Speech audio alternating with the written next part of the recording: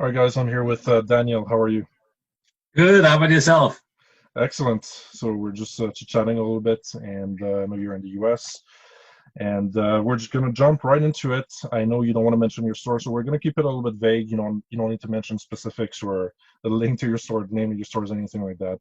But you can, I'm sure you can still share some good insights with us that are going I to be hope so. valuable for other members in the group. Yeah, absolutely.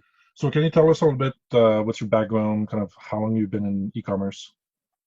I'm a business major. Got my MBA. Was in manufacturing for a while, and at some point I was like, okay, I want to do something entrepreneurial, and realized that in manufacturing that takes a lot of capital, and but had a pretty good understanding of how products are made, and how to source them and how to talk to suppliers, because I was representing one at that time, and then decided to just go cold turkey and quit my job and start experimenting with e-commerce and online marketing, affiliate marketing, try various business models and just see what works for me, what I'm good at, what I enjoy.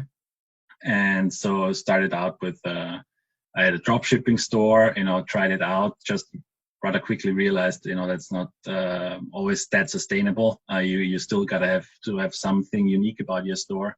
Right. And then just didn't find that angle. So then I was like, okay, next thing to try out is having my own product, and that's what I went along with, and just started talking to people, started trying to find a unique product, started trying to find a supplier that has something cool that is not widely available, or that they wouldn't that wouldn't be possible for everyone to have.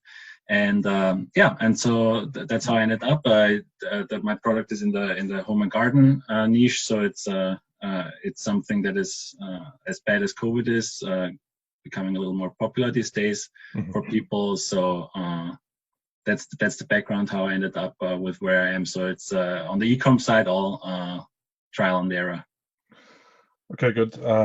And you're kind of lucky, or maybe that's not luck, but you're lucky in a sense with COVID that you were in a niche that got an increase as opposed to a decrease. I know a lot of niches went down, a lot of them went up. So fortunately, you were in a good one. So you told us a little bit the niche you're in. So you said home and garden products. That's generally what you sell. Okay. And what's your general audience? I guess homeowners.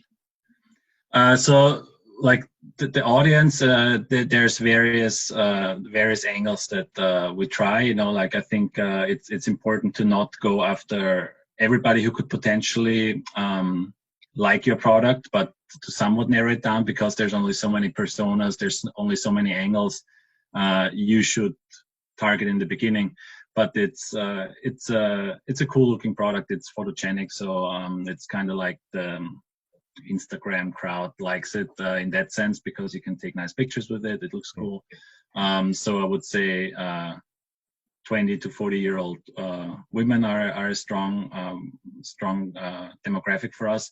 And then again, it's also something that everything that is photogenic also very often ends up being a popular gift item. So anybody who is looking for a gift for someone, and that goes across all demographics. So I would say those are the two angles: younger women and social media, and giving the item as a gift item. And yeah, that's something that I realized, because I had more and more ideas of how could I sell the product, what could be kind of like a problem it solves, or what could be a pain point it solves. But I think in the beginning, it's a better approach to just keep that in the range of 2 or 3 different angles to try to sell it at, and not do many, but only halfway. Not go crazy in all directions and spread yourself too thin. Yeah. Gotcha. So can you speak a little bit about what kind of results you've gotten, without going into the specifics of your revenue and anything like that? But can you speak a little bit about the results that you've gotten since you started this journey? Yeah, I mean, the product originally, when I started out, I was also thinking about maybe going wholesale, but that was obviously shut down with COVID, which only made me even luckier to have a e-commerce route that keeps the whole thing kind of going. The results I've seen is yeah, a warm welcome. I mean, like I said, the niche is a niche that has benefited. You know, people are more at home. People want to make their house, apartment, whatever, look nice, Yeah. and pick up new activities, new hobbies, decorate. I mean, like I just recently ran into a contractor that fixed our bathroom, and he was like, "Oh man, I'm so busy because everybody just like is home all the time and is like fixing everything and decorating everything." So I'm like, "Yeah, I hear you. I'm in the same business here, just from a different angle." Anyway, so the results were good, but it's definitely a very volatile environment. So you would think once you find out an angle or like an ad and creative and everything that works, you can go ahead and scale. I think it's, first of all, in general, maybe a little bit naive, but at the same time, particularly now with the environment, the way, yeah, just like everything is weird with COVID. Let's name it as what it is. I think the stability, or like the straightforwardness of everything, is also a little more in flux. So I've definitely seen ups and downs, but the beautiful thing is, like, the more data you have, the better you can make your decisions, I guess. Gotcha. By the way, is your market mostly in North America and US, or is it international, or? No, I do US only. Okay. It's Great. just the easiest thing, and I think going international is always something that can be done later. Right. First, let's get really good at one thing. Yeah. Gotcha. What about mistakes and lessons that you've learned from those mistakes? Maybe one or two. What's all your biggest lessons? I mean, one that I always like kind of talking about is early on when I set up the e-commerce store. Just like with Shopify these days, things are pretty easy. It's mostly about clicking checkboxes. At the same time, the danger with that is you sometimes don't really think decisions through, because you can make them so quickly and with so little resistance.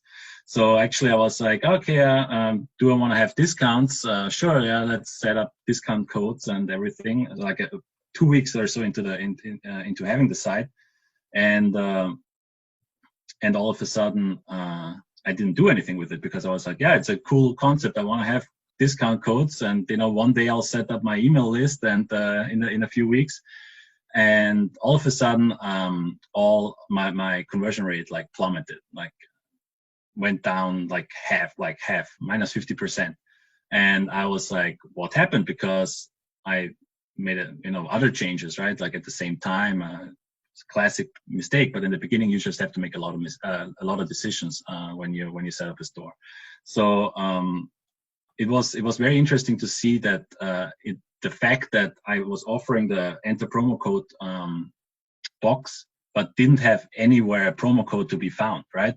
Was leading people to go online, search for coupon code, search for discount code, and it's something that wasn't anywhere to be found, because first of all, nobody knew the discount code except for me being logged in as an admin into my Shopify. Right. And secondly, the store was also rather new, so nobody had written a review or anything like that. So a couple learnings from that that I took away. First of all, I understand that it's not always possible to do one change at a time, then, give it time and see what does that one change do, and blah, blah, blah. I know that sounds great on paper. I know also in reality, you often need to make many changes at a time, but still have some way of like keeping track. So luckily I wrote down all the changes I made. And so I knew like, okay, and that day, conversion rate plummeted. It must be one of those 5-6 things, right? So that's definitely a learning I took away from it. Second learning I took away from it is not doing things kind of halfway, right? I like the idea of the discount code, but was like, okay, I'll set up my newsletter list and like sign up for 10% off in 2 weeks. 2 weeks becomes 4 weeks, and then for a while I wouldn't have had any way of like giving that discount code to my customers. So I understand many of the people I think that are in this group are solo entrepreneurs or like starting out and everything. So in that sense, I understand it very much that it's not possible to do everything that we want to do right away, but that's why it's important to do those things that we want to do well, and rather not do everything at the same time, right? You're gonna be in 2 years, you're not gonna worry about whether you started your email list a month sooner or later. You're just gonna be happy that you have a store that's doing well. So one step at a time, and not forget about things that are started and not finished. Yeah, and in general, just like the customer journey is something that you should really experience yourself, because it took me a while to figure out what of those changes I had made was the issue. And only once I actually like went all the way through checkout, I realized, oh, all of a sudden there's this box. I myself, when I buy at any store and there's this box, I'm gonna go and find that hardcore, right? Wherever I can, I'm gonna find that discount code. I'm not gonna pay full price. And I didn't offer that. So, and one little additional hack, I just wrote a review, and it was obviously the easiest thing in the world to rank for that brand name review 2020. And I just wrote a review about my own product. Even made it very clear, like, hey, this is written by myself, right? Or written by one of our people on our team, to sound a little bigger than a one-person company. But still, that helped. Like that's been a good trick. Currently, I went away from the coupon codes again, but this is going to be a good place for me to place them down the road, because I'm ranking for brand name review now. So what's your strategy for finding winning products? So obviously, not all of your products are going to be making a lot of sales and be winning. Mm-hmm. So how do you eventually find some of them that really do well? So I do have my own line of products, right? But I also try to supplement that with additional products, right? That I source already kind of pre-made, so like other people could sell the same products. And the way I try those out is small. I order a rather small quantity, whatever is the smallest quantity I can order. I have a warehouse, ship them there, and then just like add those as my standard upsell option. So I the classic upsell pop-up, in-cart upsell, all these things, and then I just try for a little bit to add the new product and see how people react. And I mean, upsells are a good way, actually, I think, of seeing if it's something that interests your audience, because they are already adding something to cart, so they are interested in your kind of products, and showing it as an upsell, and then seeing if this is if the kind of like upsell acceptance rate is somewhat in line with what you're expecting, or if it's higher or lower, tells you something about your product. I mean, like at the end of the day, you're always gonna have to take a little gamble and risk about new products, particularly when you buy them and put them in stock. But I think that's a way of like rather quickly getting eyeballs of your customers on the product by just adding it in this position. Right, so you're minimizing your risk by testing it out with a small quantity and offering it as an upsell to see if it gains any traction. That's interesting. Yeah. Okay. Yeah. Last question I have for you is whether you have any additional insights in terms of user experience on your store. So maybe things you've improved recently on your store that make for a better user experience. I mean, I think the user experience really needs to be experienced from the eyes of a user, right? You have to pretend you're a customer, like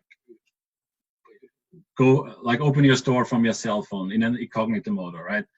In the incognito mode, right? Like, how does the pop-up feel for like newsletter subscription, or like how does it look? Does it actually work on a phone?